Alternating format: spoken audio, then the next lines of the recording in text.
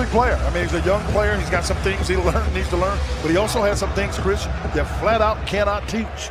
He's a uniquely skilled guy that can get to the rim. You know, this Pacer team is a team that's got it started and can really get it going. 109-108 they lost, and a basket starts from Dylan Brooks. See that? He's got to take the shot.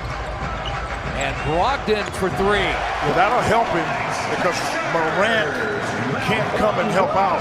And shooting just 31%, has not shot it as well as he would like, and that's a three, and he's shooting it well. Jarrett Jackson Jr. Real nice young players. Morant, Jackson is really good. They'll come with Brandon Clark.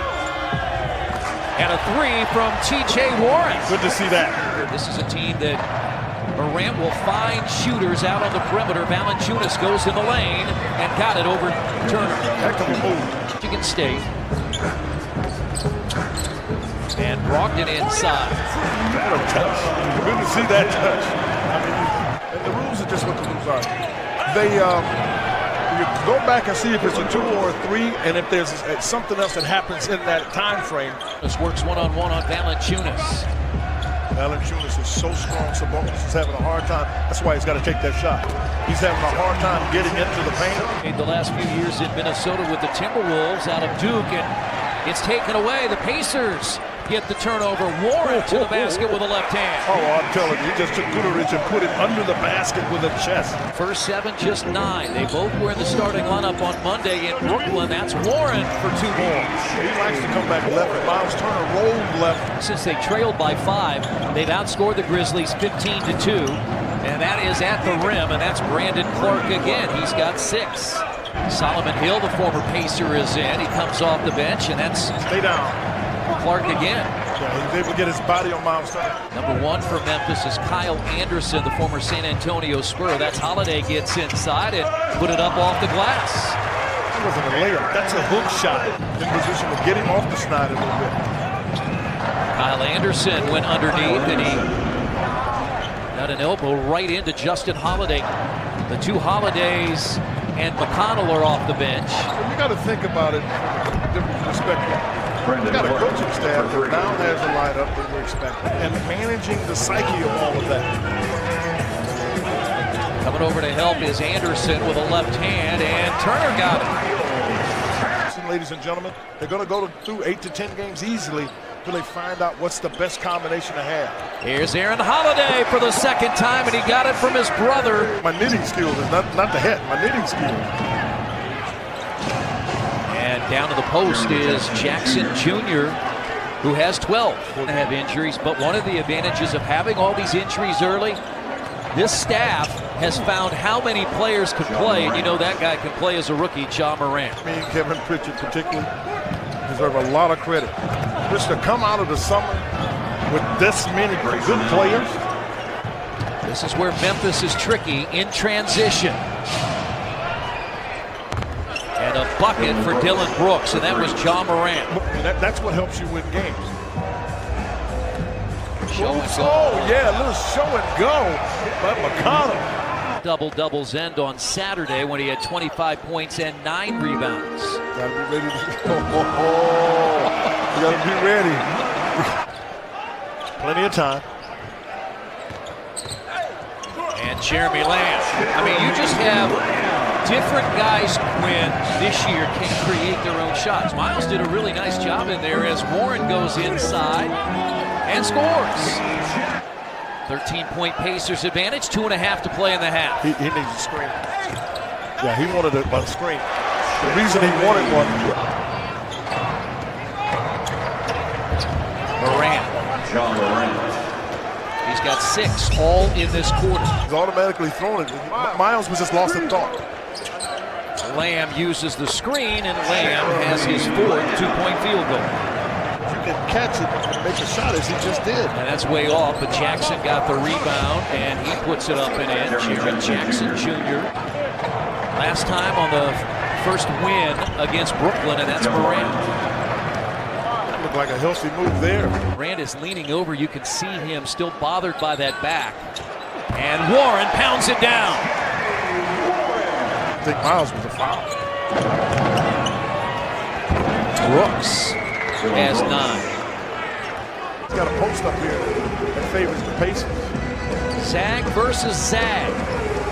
Sabonis against Clark. Yeah, there's not much Clark can do there. Crowder cut off by Warren. Another three by Jackson. Players Association. Natalie Achanwa from the Indiana Fever is here tonight as Jay Crowder hits the three. Pacers are 11 of 18. They're 61% from the field and 61% from three. And a guy who was 8 of 8 from the field earlier in that Denver game. As he was dribbling on the baseline. Pacers by 18. Anderson scores. This is the first shooting space. McConnell. Short. I thought he shot it short because it came out. It looked like it slipped out of his hand. Times bestsellers are among the masked singers. No mention of an NBA All-Star as Justin Holiday knocks down the three. Victor no doubt likes that shot. Intuitive standpoint of where guys are going to go, where they have to be in order to be effective. This guy just scores. Well, you thought I was making it up when I told you can play. Shot clock, game clock at 2. McConnell Oh, gets it teardrop! Time! Teardrop! Count it! And the guys are all over him. McConnell and McDermott for the Indiana Pacers trying to get their 10th victory of the season. McConnell again. Another rebound a minute deep into the fourth quarter. On full display, a three by Aaron Holiday. Solomon Hill is in here in the fourth. Back cut to Morant, who scores. That wasn't work. Oh, John Morant comes and blocks Justin Holiday's shot. And Morant lays it in. And it's a 19-point game. He never recognized. That was John Morant that was guarding Sabonis, and he never recognized it. Now Solomon Hill comes down the lane all the way to the rim. Yeah, you got a small lineup. It doesn't matter. If you don't have Jackson guarding Sabonis, he can't really guard it. He can't do much. Pacers have made a season-high 16 three-point shots. All of Crowder's baskets, the three of them are threes. Look at that. Oh, I'm telling you, you got to watch it. 27th in the league in scoring defense as Brogdon gets inside and scores. He has 14. I'm sure he's tutoring, but what John Morant has, for the most part, you can't teach. Chris, he just threw that out of double team at almost half court, left-handed. Pacers lead is 17. It's been as high as 29. They had a huge run. They took over this game back in the first quarter, and that's a three by Warren. 4 to play, a comfortable 20-point lead for Indiana as Warren dribbled it into traffic, and Morant again. Valanciunas exploded in that third quarter. Early third quarter, fourth quarter, another basket, and another three, and it's Doug McDermott. Dive underneath three.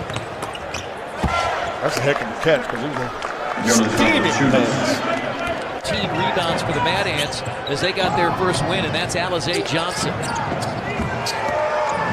Valanciunas has an 8-point quarter. Taking anything for granted. Grayson Allen. He slides it in off the glass. He still wants guys to continue to play hard and take advantage of the minutes. And Caboclo. He had 11 points against the Pacers a year ago. 18 points for the Grizzlies that night. The nuggets you bring up, where do you find this stuff? Guterich, a three.